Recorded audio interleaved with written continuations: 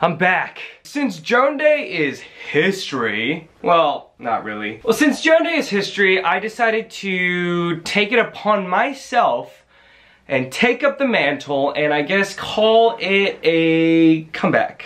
Plus the editing skills I have acquired while filming and editing all her stuff has completely changed my life for the better. I decided, why not?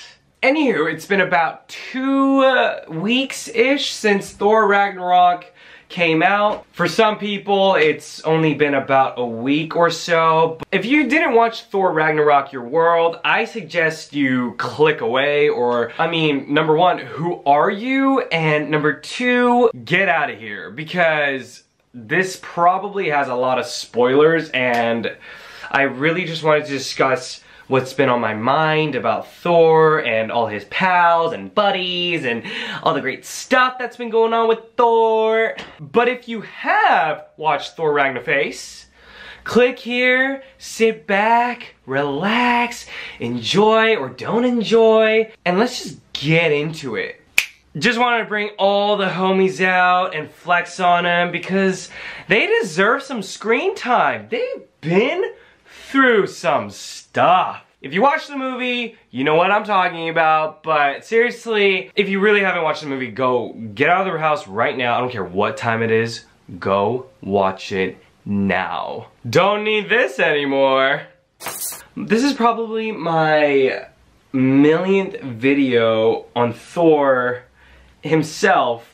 But we really haven't gotten a Thor movie in such a long time. I mean, the last time we saw him, he flies off into space and he completely skips out on Thor Civil War. Thor Civil War. Way to go. Be like Thor. Don't get involved in your friend's drama for no reason. Same goes for Hulk. We haven't really seen him in a movie or anything at all. He just, you know, flies off into space, I guess. And he also doesn't give a about his friends' dramas. Now they're back and they are ready for action. I'm gonna be honest, I was way more pumped about this Thor movie than Spider-Man Homecoming or even Guardians of the Galaxy because 2 of my favorite Marvel Comics stories are incorporated into this movie, Ragnarok and Planet Hulk, and the direction they were taking Thor, it just seemed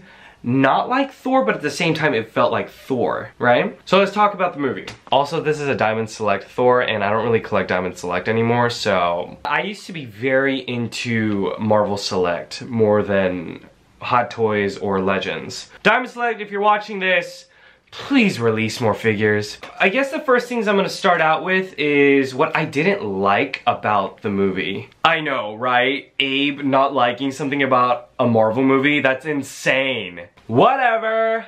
Get over it. Number 1, tone. It was all over the place, to say the least. So here's the thing. When you think about the Thor movies, well, Thor number 1, the original Thor, just Thor, it's just an origin movie. It's just filled with him trying to find himself, but I mean, Thor wasn't really Thor for like 63% of the movie. You get a guy who's super cocky and he has to go find himself and then he has to fight a guy who's literally almost like him. That's basically all Marvel origin films.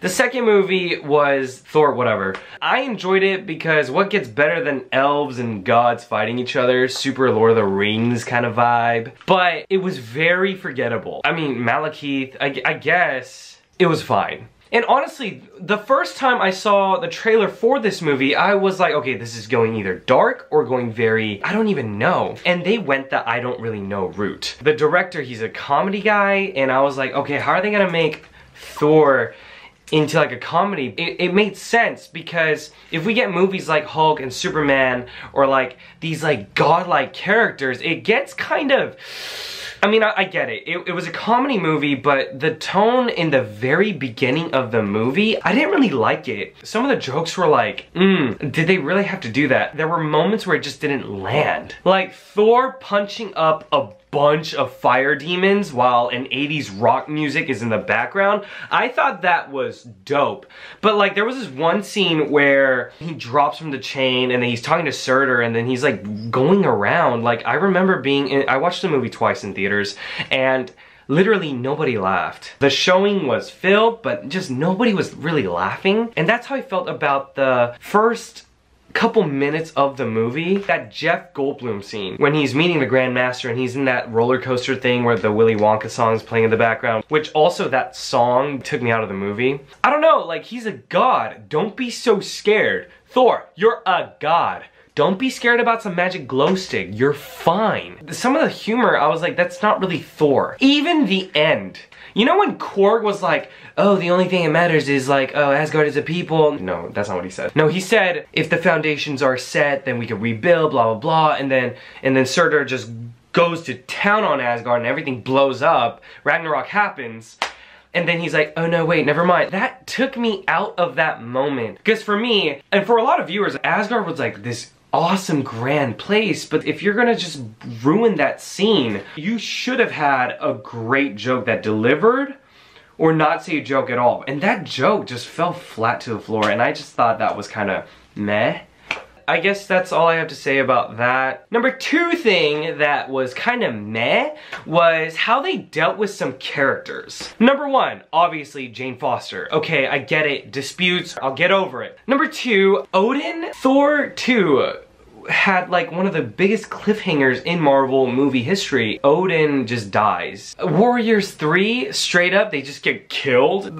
We've been with them since day one of Thor, but now they just die? Okay, cool, I guess. And I feel like not a lot of people are going to agree with me on this point, but I didn't really like what they did with Loki. Loki, to me, is that menacing villain. He was the epitome of what Marvel villains should be. But then at the end of the film, you see that he is part of the Revengers, part of Thor's team. I guess that took that evil character out of Loki. I get it, he's a stepbrother, he was misinformed, but what the heck, like he caused the incident. This entire time he was like that fake king of Asgard. He's that bad guy in Marvel, but now I don't know what to think about him after this movie. And a little bit about Surtur. I know that Marvel villains aren't really the greatest, but I was really expecting Surtur to be like the bad guy, you know? He was just such an easy kill. Marvel.com